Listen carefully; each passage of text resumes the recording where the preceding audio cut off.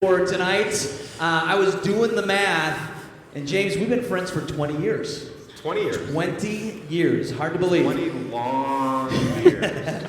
James Rock is the director of Trout Lake Camps. He has a beautiful 18-year-old daughter who's a twin, but her twin is not here. Her name is Courtney. Would you please welcome with me my very good friends, James and his daughter, Courtney Rock. Hey, everybody. How you guys doing? So here's what we're going to try to do tonight. Again, this is my daughter, Courtney. I'm James. We are going to try to kind of connect some dots and do some conversations between parents and students, if that's all right. And we're going to try to do some hands-on things. But basically what we want to walk away with is giving you guys a few tools to go home with and to either be a great parent or to be a great kid, okay? Yeah, good luck. But first we need to introduce you to a couple people. That is our family.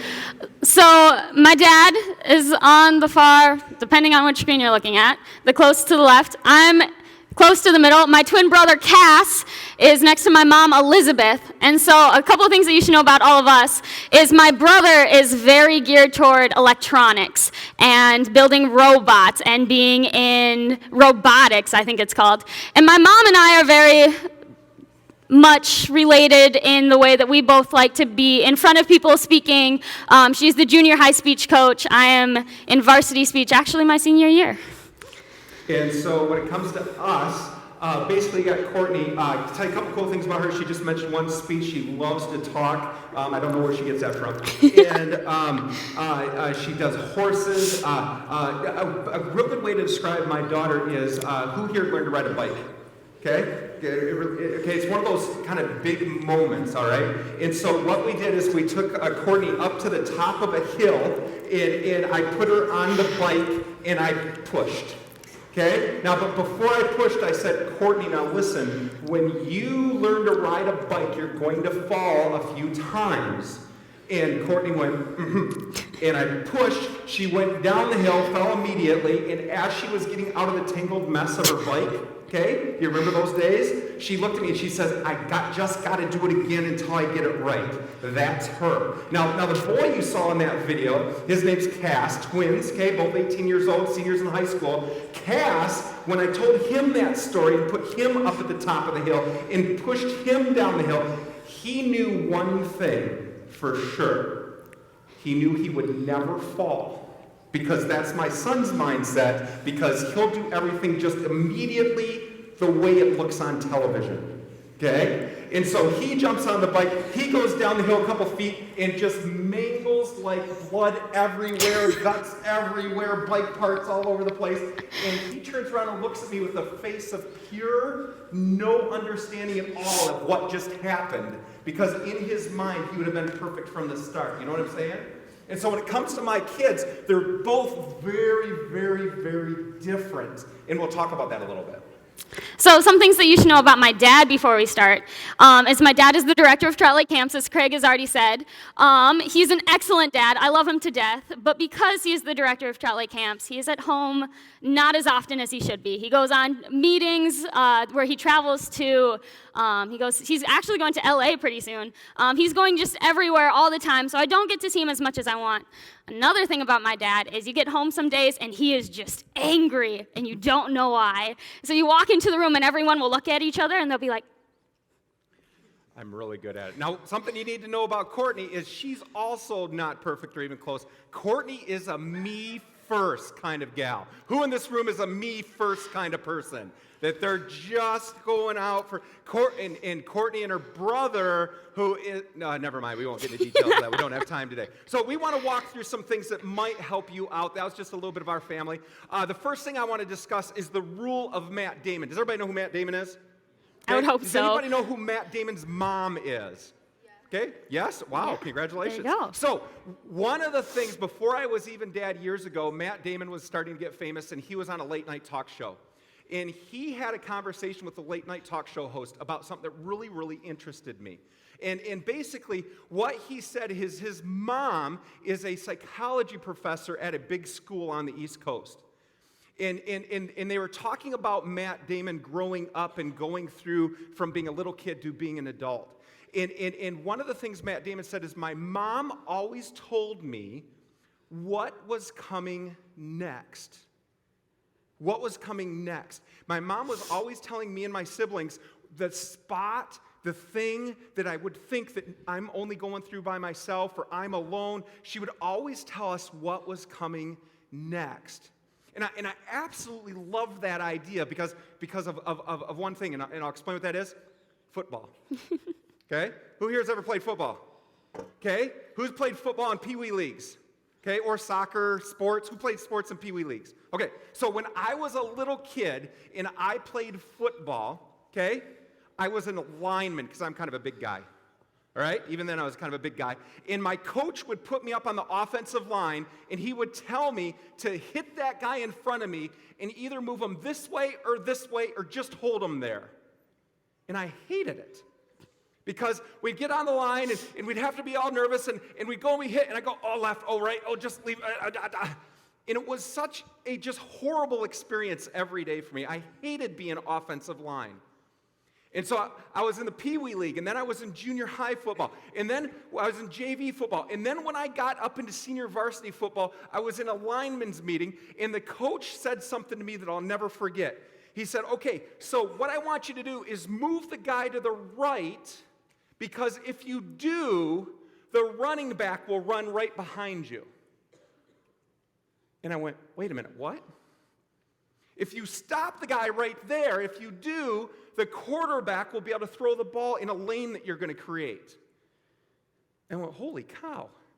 Do you mean I'm just not hitting this guy because the coach just told me to hit him, but it actually has something to do with the play that we're trying to do? And I went through years of football where the coach said, do this. And I went, okay. And it wasn't until later, now part of it's probably me and not listening real good, but it wasn't until later that I realized that I was actually doing that move for a reason. I was actually piecing that together for a reason. And when I understood the reason behind it, it made it way easier to go, I'm going to move that guy a little to the right. And as parents, as students, I think sometimes it's hard to remember, it's hard to piece together, why am I a student? Why am I a parent? Now, there's textbook reasons for why you're a parent. We won't get into those today, okay? But why are we kind of connected together? What are we trying to do here? And the more that with my kids that I've drawn back and I've said, okay, this is what's coming next. This is why we're doing this. This is the reason behind this. The more my kids, two totally different people, have been able to go, huh, I think I understand. And so, real quickly, do you know where your students' brains are? Do you know where their frontal lobe is right now? Doesn't matter if they're 6th grade, 7th, 8th grade, 9th grade, 10th grade, 11th grade, 12th grade. Does anybody in the room know what a frontal lobe is? Okay? A frontal lobe is a thing that gives you reason. It gives you, the more it grows, the more you go, man, maybe I better not do that. Okay? Debatable. And the least it's there, the more you go, oh, I can do that. All right? There's all these things going. Your hormones, where are your hormones at? Okay? This lovely young lady right here, her hormones are way different now than they were yesterday. And the day before. Okay? She's an 18-year-old senior. Holy cow, that's so different than she was as a 16-year-old, as a 6th grader. I mean, there's so many different things on. Do you know how adult life works? Do you know what you're aiming for? Have you done a budget? Have you done different things? And so right away, what we want to do is just kind of stop the bus and have you guys do kind of a really simple hands-on. Do you have that orange piece of paper? Okay, with your family, and if your family's not there, we're going to give you just a couple minutes. And what we want you to do is to make something like this. Okay? And we're going to give you a few minutes to do it. there's a real simple chart there. So you got a blue line going this way, a blue line going across. Okay? And then you got lots, medium, a little. And so when Courtney and I did this, that first green line, Courtney said she knows me somewhere between medium and a lot. She knows me somewhere between a medium and a lot. When I looked at it, I wrote down, I know her lots. Because she's my Courtney, and I know. Okay? And then Courtney wrote down, she understands me. Very little. Not very much. I don't blame her. Okay? And I wrote, well, you know what? I think I understand her just a little bit more than she understands me. Do you understand that chart? So what we want to do is have a conversation with your kids that are around you right now. Parents, kids, we're going to give you about 5 minutes to talk, students. And what we want you to do is look at each other and go, hey, you know what? I know you, I feel like a lot or a little. I know you about medium. I understand you a lot or a little or medium. Does that make sense? We're going to give you a couple minutes to fill that out. If you're just here by yourself, please feel free to just do your part. How much do you know your parents? And you can do the other part once they get home. Ready, set, go.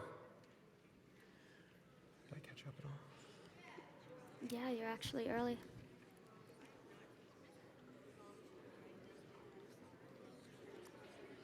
You're a little early, and I feel like Yeah, I am. 3 minutes early. I might go back and cover how you told me before I walked into the room and said, parents, when you tell your child that, hey, this is going to happen in your home once it actually happens. And I'll tell that story, and that'll catch us back up with time. Yep. And then go right into your pop quiz. After my story or before my? I'll do that before my story. So I'm going to do the pop quiz, catch back up. Still got about 2 minutes.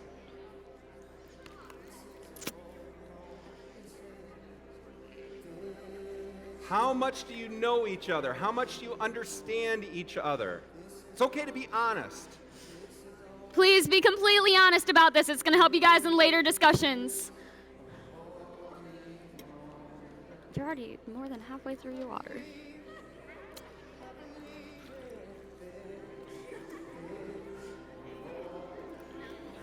Take your time. You've got Time. You got have plenty time. of time. Got about 2 more minutes.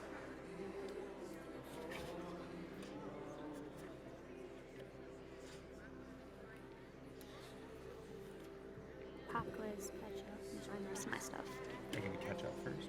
Pop quiz first. No, do catch up part. No, because it adds into mine. I can just tie right in.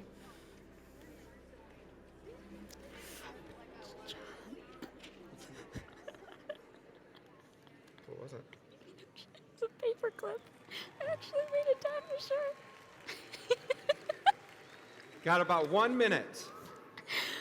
How well do you understand your parents? How well do they understand you? 1 minute.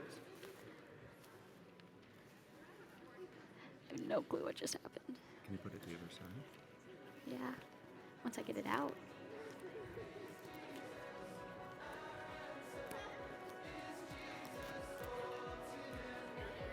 I really hope Justin was filming that. I want that video.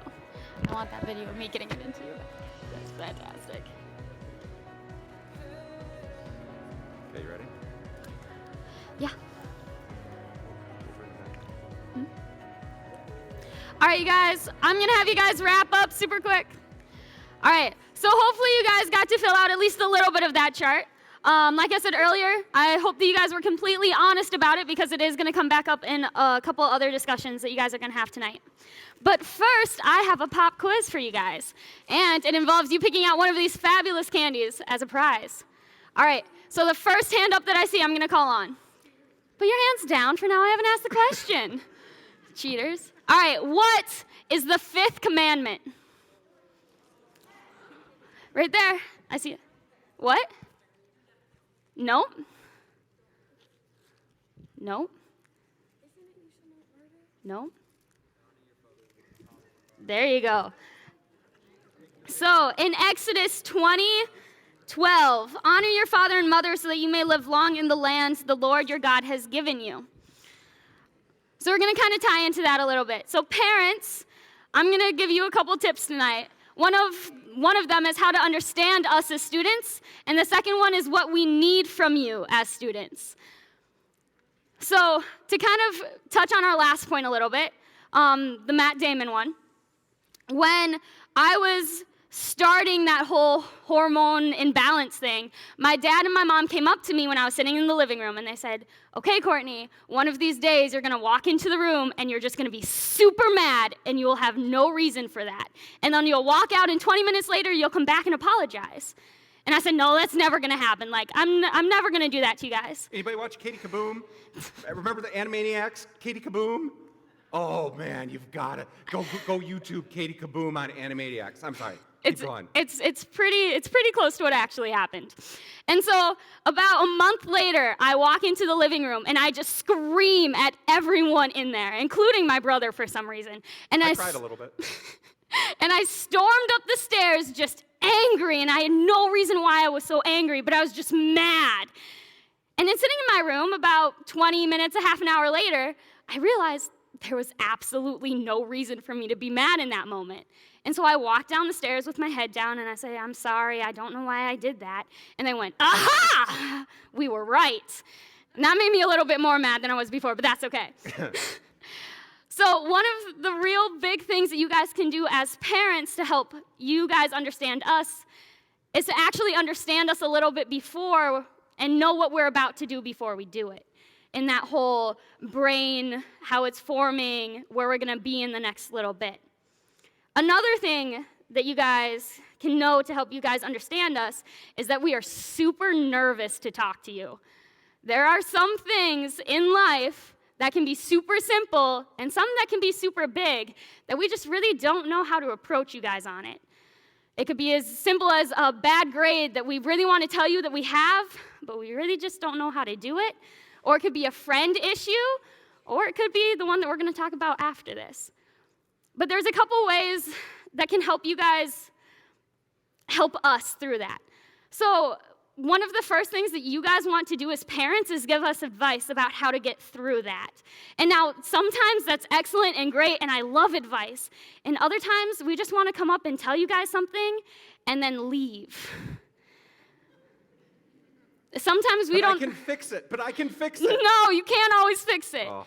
Sometimes there are things that we need to go through as teens or as middle schoolers that sometimes your advice just isn't really always going to help us through. I'm going to start crying again. And then there are other things that we really need you guys to give us advice on. And normally, you guys will be able to tell that by we'll come up and we'll be like, hey, I just wanted you to know this. Is there really anything that I can do about it? Advice, give advice there. And then sometimes we'll let that kind of just sit under our skin and we'll kind of itch at it a little bit. And then we'll be like, no, I can't do that now. Like, I don't want to focus on that. I can't do that. It's too hard. And then we'll come back to you guys and we'll be like, hey, it's still kind of going on. And we'll just sit there and we'll itch it. And that's when we need more advice. That's when we need you guys to step in and be like, okay, when I was your age, I did this and that really helped me through this. So there's times where you guys need to give us advice, and there's times where you guys need to be like, okay, I'm okay with that. Just let me know how it goes later. Make sense? Okay, now this next one is one of the harder topics to talk to you guys about. There's one word that I can say that will make almost everyone in this room uncomfortable. Sex. I'm uncomfortable. Sex is something that a lot of teenagers and middle schoolers just don't like. Like, if the word makes us uncomfortable, we don't want to talk to you guys about it, we have no idea how to even approach it. Now, sex is something that if it's not talked about, it becomes super, super dangerous. And it becomes super, super hard to reach it later in a conversation. So, my parents, knowing this, had a different way of approaching it than normal. So now most people will have everyone come sit in a room and they'll be like, okay, so we're going to talk about this now. The way that they did it to us, I liked 1 billion times better because it kind of kept that uncomfortable feeling out of the conversation. So one night I was sitting in my room on my computer doing my homework and my dad walks into the room and he says, it's time to have the conversation. And at first I was super confused. I had no idea what he was talking about. And he says, we need to have this conversation now or else we're never going to have it. How do you want to have it? And my first reaction was, I don't want him in the room. I don't want to look at him. So I said, you need to leave the room. And he said, okay, I'm going to go downstairs and I'll call you. And I did. He did. I was really hoping he wouldn't. But he goes downstairs and he sits, I have no idea where, and I'm upstairs sitting in my bed staring at the ceiling because I don't want to look anywhere else. And we have the conversation. And it made it a billion times easier because we didn't have to sit there and look at each other and have that agonizing pain through it. Now, for the record, most of the conversation was ask your mom. Not wrong. Now, the way that my dad and my brother did it, I find even more hilarious. My dad was like, get in the car. So my brother was driving and my dad was sitting in the passenger seat, and they didn't look at each other the entire time. They just talked and drove straight. The car is an amazing place to have a conversation with your kids because you don't have to make eye contact, which can be very helpful in any good conversation. Okay, so moving away from that uncomfortable topic, we're going to go and talk about what students need. So what we need from you as your children. So through going through high school and having my dad always not really around because of traveling and being super busy in school and stuff, we found ourselves not really having that family time that we used to have when we were younger. And so one of the brilliant ideas that my dad came up with was date nights. So date nights could be as simple as all of us going to the cities to kind of escape camp life and all of the people that we're around 24/7 and just kind of going out and chilling and swimming at a pool in the morning and not doing anything for the rest of the afternoon. And then it evolved from that to us having one-on-ones. So I started to go out with my mom, and we would get our nails done, and we'd watch a movie, or we'd go to a swimming pool close to where we live, and we would just chill, and we'd just kind of talk about everything that was going on, and we kind of just catch up like that. And now what me and my dad do is totally way more fun on a whole different level. One of my best memories with my dad is actually us going on a date night. We went to a go-kart place up by Brainerd, if any one of you guys know where that is. And behind the actual go-kart racing track, there is a trampoline-like arcade game where you are both on opposite sides of this net and you're trying to score on the other person's basket. It was like 102 degrees out, and we sat there and we just were laughing so hard and we were just dripping by sweat at the end of it. I think we were in there for about an hour and a half. And by the end of it, we really didn't talk about much. We didn't really talk about any big things in life or anything that was hard that was going on, but we just sat there and we connected. And that is so much fun because you actually get to just sit there and you get to hang out and you don't have any stress or anything that's kind of piling up and you don't have to worry about anything. You can just worry about the competition that's going on between the two of you. And so that is something that I would really, really, really encourage you guys to do when you go home is just have those date nights with your kids. So we talked about, what's the student's responsibility, what's the kid's responsibility? How do you honor your parents? That cuts both ways. How do you honor your kids? How do you have a relationship? How do you work? And one of the things I think we forget about is time. One of the things I think we forget about is because if you just are only having time together when it's big decisions and big questions and which college you're going to go to and what the boyfriend's name is and all that kind of stuff, and you forget about the time in those relationships in the middle points. In students, I'm going to be honest, times with the phones away. Dads, I'm going to be honest, times with the phones away, okay? Where you put that phone down, you put those, and you spend time. Any good relationship starts there. And so this next question we have, and you've got the green piece of paper. On one side of the green piece of paper, we're going to give you a few minutes to talk about this. Students, what do you need from your parents? Name 3 things at least. You can name 4 if you've got time. But what things do you need from your parents? Ready, set, go. Refreshing us by 6 minutes. I had 6 more minutes. You were done that, right? No, I had 2 more points. Oh, I'm sorry. We'll let you come out with them.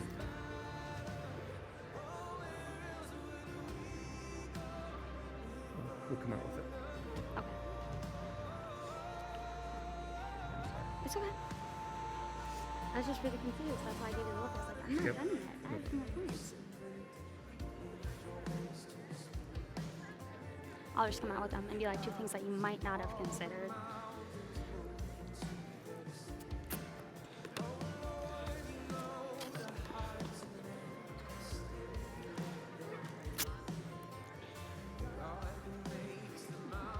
How am I doing?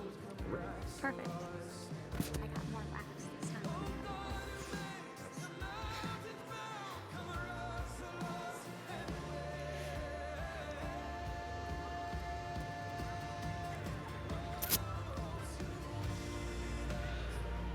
I'm drinking way too much water, but I really need it.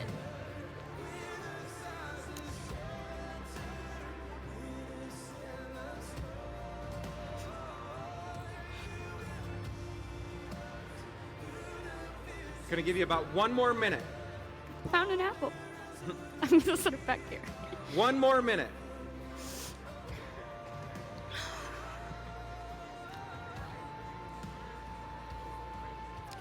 Are you still gonna hit on dating with me? Yep, real quick. Okay. It's my second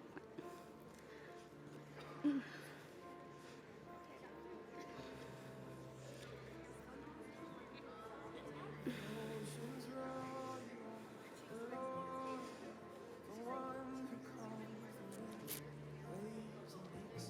Is anybody brave enough to share something they need from their parents?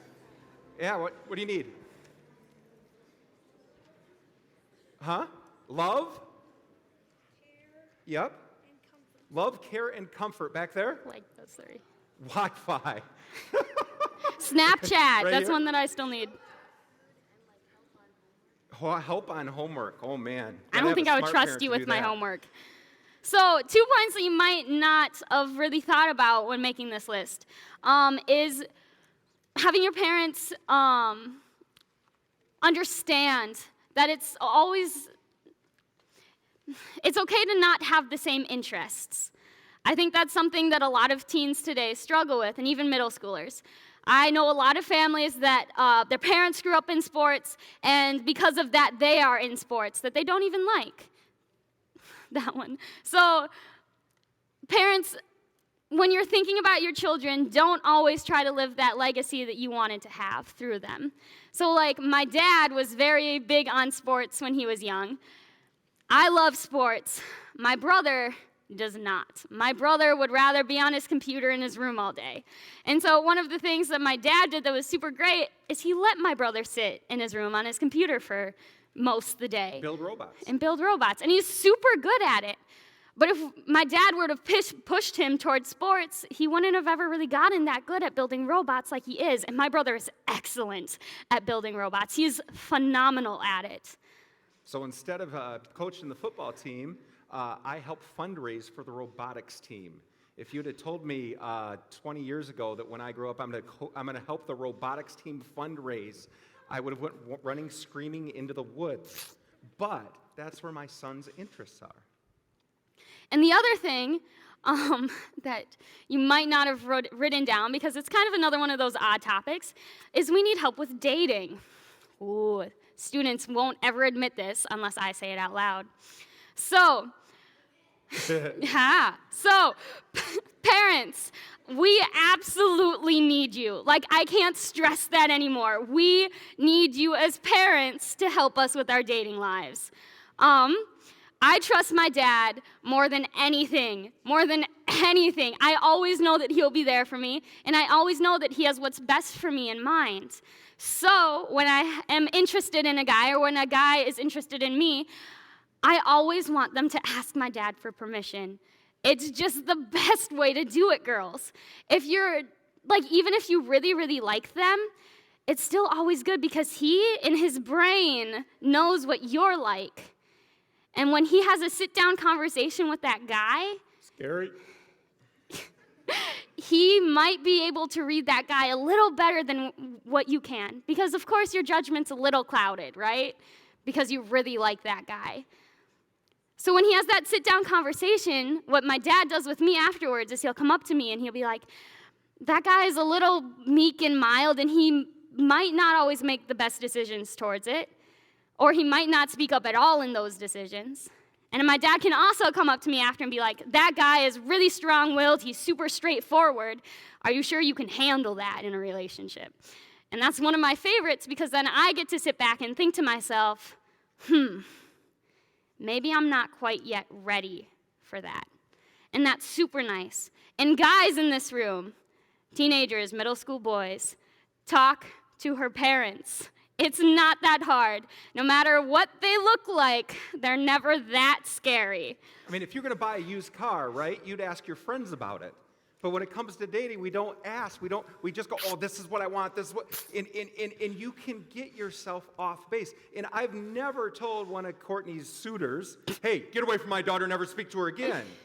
What I've done is I've gone to Courtney after talking to him and said, hey, you might want to think about this, or maybe this guy's got that, so that Courtney can make a good decision. At the end of that conversation, when they say, okay, can I date her? I say, well, actually, the next step is asking Courtney permission. Because girls, it's always your choice. Like, it's always your choice. You have the choice to say yes, and you have the choice to say no, and you have the choice to say later. You always have those choices. It never has to be yes.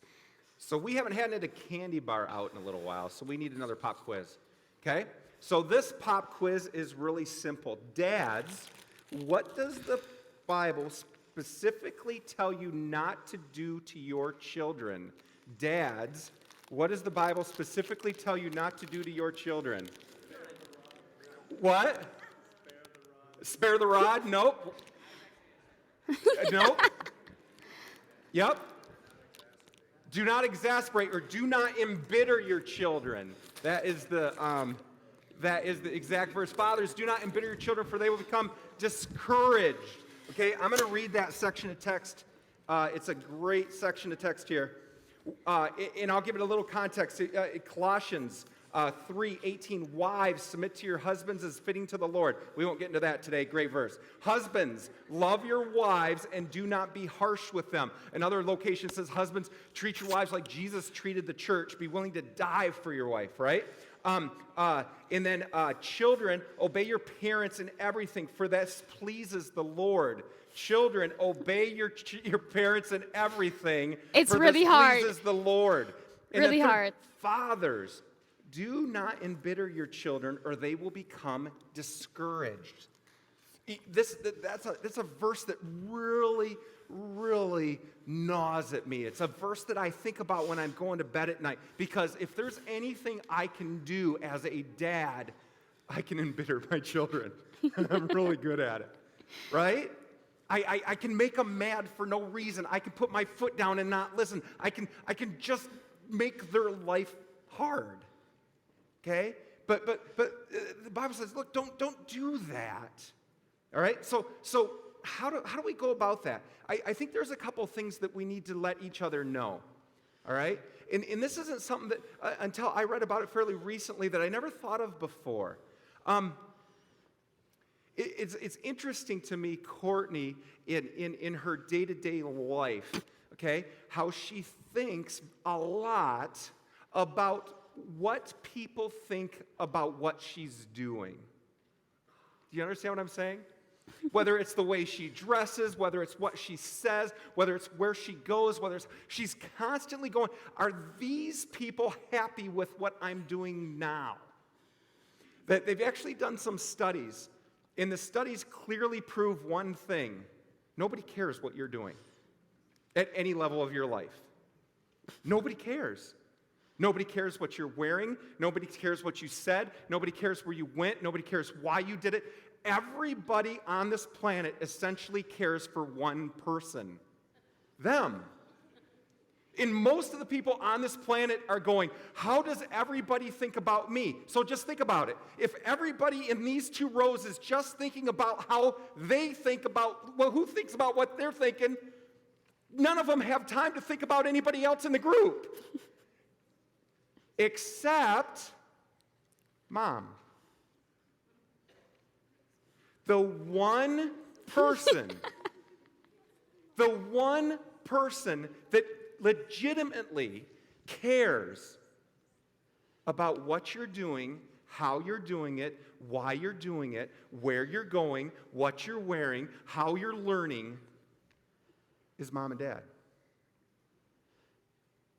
They care more than your friends. They care more than your friends. And they care more than your friends. In your world, you're with a lot of people thinking the same thing as you are. What about me? And your parents every day are thinking, how are my kids doing? And it may not seem like it, but your parents are more than likely on your side. Because when you're going from place to place, you're doing thing, man, they care. They want the best for you. And I'll take that one step further. Jim Gaffigan's got a funny joke that he's taken more pictures of his children than his father ever looked at him. I love that line. In today's world, if you compare my parents, and I had a bunch of them, my dad loved to get married and unmarried, okay? I had parents all over the place. And I had so many parents. And when I got into high school, man, they weren't there a ton. I was kind of doing my own thing. Today's world is different than that. And I'll go back further. My grandfather, in his caring for my dad, was awful. And my dad moved that a pretty big step forward. But more than likely, if you're in this room in 2018, if anything, your parents care about you entirely too much. And think about you entirely too much. And are more worried about how they're parenting than their parents, than their grandparents, than their grandparents, than their grandparents, all the way to Adam and Eve combined. They're worried more about you than all of them. It's just this weird world we're in. But for whatever reason, we get going at each other, and we forget that we're the ones that are on each other's side. All right? So it's important that you understand where your parents are coming from. They want the best for you. And it's important that you understand they, at a baseline, are already doing 1,000 times better than their parents did with them. Or else they wouldn't be in this room right now. My parents never went to a parenting room and sat down with me. Okay? I actually talked to my dad yesterday, and I had to explain to him 3 times what we were doing. And I'm still not sure he got it. What do your parents need from you? Okay? What do your parents need from you?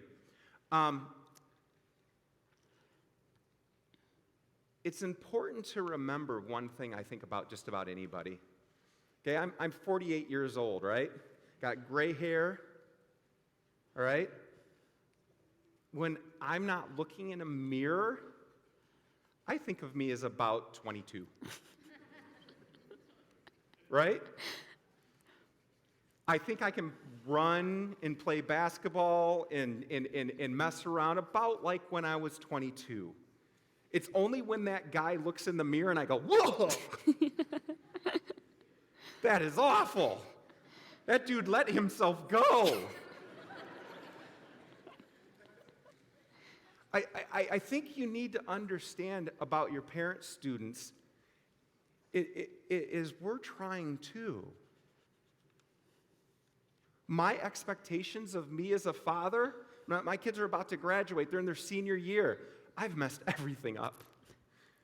No. I think, I wake up in the morning and go, oh no, what if I just should have done more time? I should have done this. We should have prayed more. We should have read the Bible more. We should have done this more. I should have done more rides in the car more. But I'm doing the best I can. And sometimes, students, you look at your parents and go, you're not perfect. Give me Snapchat. Oh, She wants Snapchat. You know what I did? She goes, I want Snapchat. This has been It's going on not for how I about said 5 it. years. I know a lot of college students, and so that work for me. And so I called the super tech ones, and I said, should I give my daughter Snapchat? And they said, no! And I told her, no, you can't have Snapchat. It's awesome, because I got to blame somebody else. It's still the right decision. Wait, say that again. Whoever just said that. No. You shouldn't. So, Dad, take that away. So, understand, students, what your parents are doing is hard. I'll use another example. So I was dating my soon-to-be wife. We lived 3 hours apart. We met at a camp. I lived in the middle of Michigan. She lived in the top of Indiana. 3-hour drive. My parents, okay, this is 1987. My parents and her parents made us time our phone calls to each other. 20 minutes. Her parents paid for a call. My parents paid for a call. We set a timer and talked on the phone 20 minutes twice a week. And that was good because it was expensive. Can you imagine that? Students? That sound crazy? Now, we wrote letters. Now, a letter is a piece of paper in which you make ink lines, okay? And then put in the mail stamp. We won't get into that. But it's hard for us to understand some of the differences. How things are uniquely different, okay? And I said, I'll always picture myself as a 20-something. I'll always picture her at about 6. Because she was so cute. Oh my gosh. And she was so fun. And she did everything I wanted mostly. Never. And she'd walk into the room going, Daddy! Sometimes I just watch the videos of her walking into the room and going, Daddy! And then I can hear her go, blah, blah, blah, upstairs.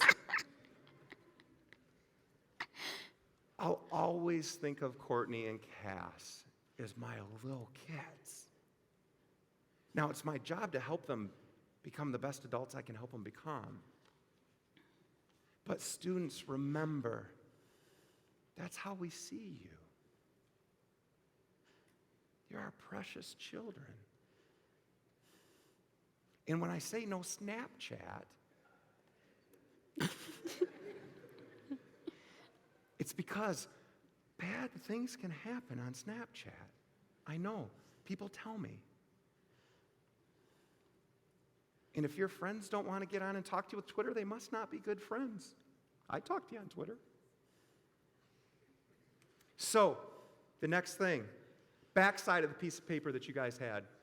Parents, what do you need from your kids? You've got a couple minutes.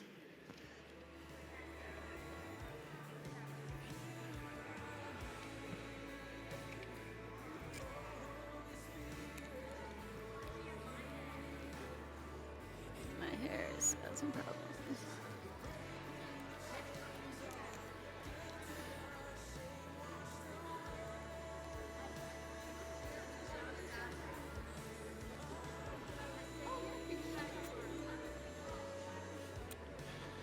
We're still a little fast. We're still going up just a little bit fast, but it'll give us time for questions. Which I'd like to do first. I wanted more time for contract because I only had like 3 minutes. Okay. Do you want me to have been on contract? Because, like, Can you do a transition here like you did last time? Why don't you go into the audience and ask parents what you need?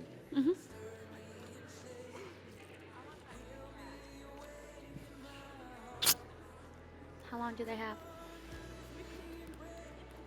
1 minute. All right, you guys, you have 1 more minute.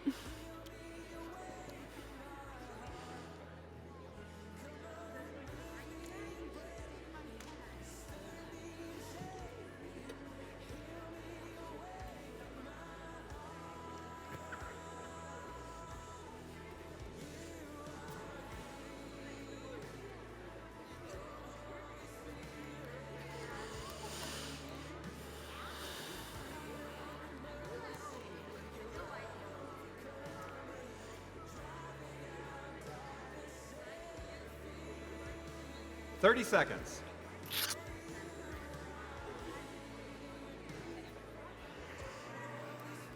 Over here, why don't you go over here? All right, 10 seconds. 10 seconds.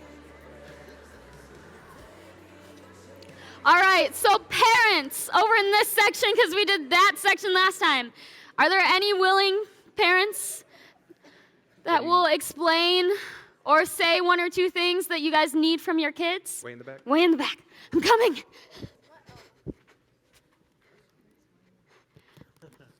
So I said, accept our answers or help. Know that we're always there to talk, no matter the topic, and honesty. So, in case you guys didn't hear that, accept their help. Be honest. All that wonderful stuff. Anyone, any other parent? About kindness. Be kind. Yes, be kind. These, how about to do his work without being nagged? I need help with that one still. Do your homework, do your chores without being nagged about it. I have one more parent over here. In our household, we call that be nice. Be nice. So my children are grown, but I would tell you, even at this stage, they're in college. I just need time with them. Yes, that's a great one. The time thing goes both ways. Spend time. So next we're going to look at, and this is contact through a contract, okay? Some of you have probably been looking at this piece of paper, and you can kind of pull it out. And this might seem a little insane, so I want to backtrack through it a little bit, okay? I have 2 twins. Troublemakers. You have 2 troublemakers. Yin and yang, they're opposite. Okay, they want opposite things. They do everything the opposite way. One boy, one girl. And one of the things that we noticed from stage 1 is that we had to put on our cell phones a coin to flip. So whenever there was an argument, we could flip a coin between the 2 of them to make a decision. And that happens a lot more than you'd think. They were constantly going at each other, and we were constantly having to set stages. And as that went through and as they grew up, I remembered my childhood. I had an older sister, a younger sister, and a lot younger sister. Okay? And my parents treated my 3 sisters totally, completely, absolutely, in every way different. Now, maybe as adults, you remember your parents doing the same. Okay? You know, I put myself through college, but my youngest sister got huge money for college from my parents. You know, I had a birthday that was near Christmas. Okay, anybody have a December birthday? Okay, and so my birthday present was always a Christmas birthday present, but my 2 sisters that had birthdays in February got a birthday present too. Anybody live like that? I just always didn't like the unfairness. I always didn't like that the rules kept changing. And so as Cass and Courtney kind of grew up, we kind of started with this, hey, this is what we do when this happens. This is what we do when that happens. This is the plan. This is what allowance is. This is what driving a car is. This is what will happen when you go to college. This is what will happen when you get married. A girl gets way more money for her wedding from her parents than a boy does. And we said, look, we're going to write that out. So that my kids have constantly, for probably the past 7 or 8 years, we've went to a contract in which they made most of it up.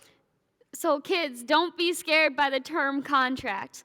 Our contracts are changeable. We have family meetings every couple of months when we think that there's something that needs to be changed, there's something that's unfair, or even there needs to be a thing that's added to the list. And Courtney hammers me on the contract because she wants more clothes and she knows when the new clothing money's coming. And I know that I'm trying to teach her how to budget clothing money. And so that month that new clothing money comes, I'm thinking, oh, great, it's going to be a great month. And Courtney comes and, you owe me $200 right now for clothing. And I go, oh, are you sure? It's just on the contract. And I'll go look at it, oh, man, here's $200. I'm going to die. Okay? But it takes away the argument. There are so many near arguments that we've had where more them than me have said, what's the contract say? Or when we've had a problem with it and we renew it and we go to the next contract, they say, you know what? I want this to move here and this to move here. And we don't have a lot of time to go through the details of this, but we mark down for us a high school different than a college difference. There's lots of maybe junior hires in the room. Maybe there's a difference with junior highs, okay? And we've kind of pieced together, man, who's paying for the cell phone? Who's responsible for that? Okay? What's a job look like? My kids are about to graduate. One of the greatest things I ever set up, because my parents didn't do it for me, is I said, when you get paid from 0 to 18, 10% goes to a tithe, you choose where it goes. 50% goes into a bank account, 50% you can spend. That's so hard. So you get your paycheck and you see half of it just disappear. And then I realize as I'm turning into a senior and how I've been at colleges all morning, I realize having that bit of money leave every paycheck is actually going to pay off way more than I ever thought it was going to when our contract started. On their earnings, my kids will have between $15,000 and $20,000 sitting in a bank account that they made working at camp, which isn't making much money, when they graduate high school. And all we did is took half of their money away. I mean, talk about learning a life lesson. Talk about a lesson adults need to learn, okay? In budgeting, hey, if you want this, you got to take Dave Ramsey class. If you want more money for your wedding, your future spouse needs to take a Dave Ramsey class. There's all sorts of different things where you stop and you go, man, what would be the best outcome here? Okay?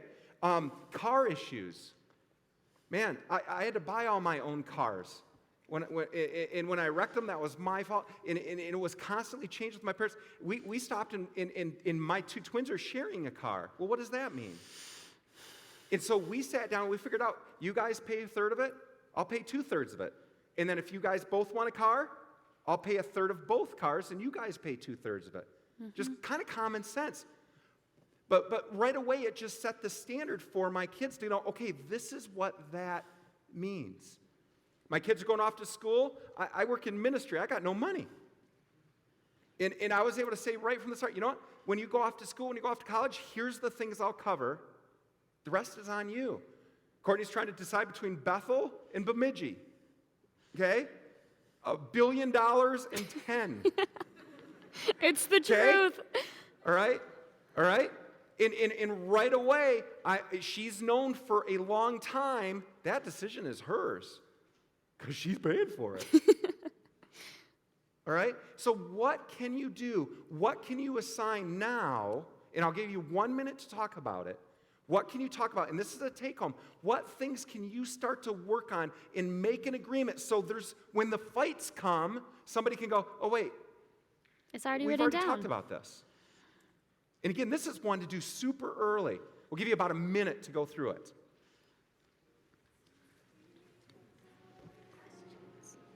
And then prayer, because we have time. Do we want to do questions and then prayer? We don't. We're supposed to be done right now. Well, I thought we had till 35.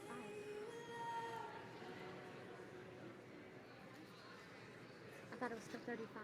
No, Okay. we're done right now. You want me to say we'll be up here if anyone has any questions? Are you And going to then- pray or and am then I going to you pray? pray. Okay. 10 seconds.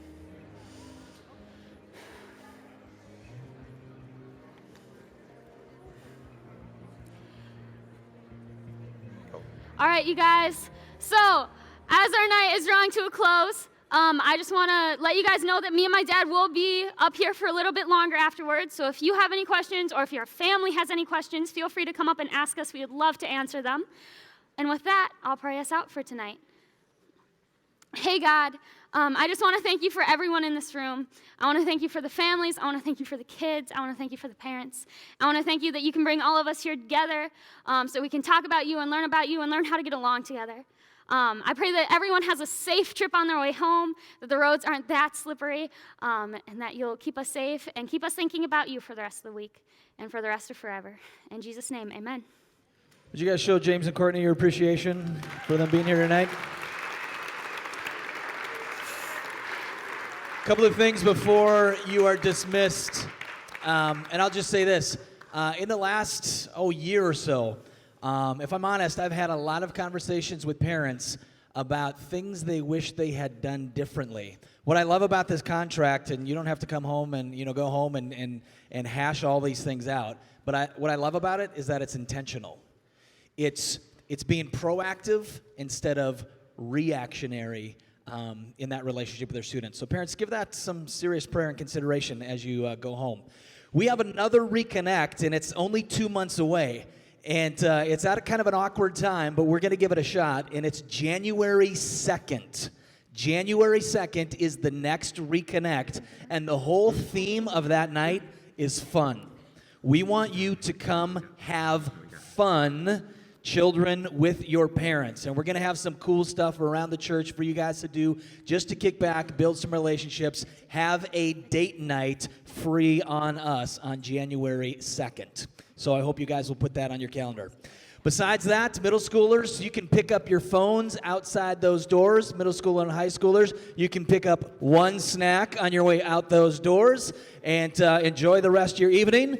For my adult leaders, we will be meeting in the refinery for our adult leaders meeting in about 10 minutes.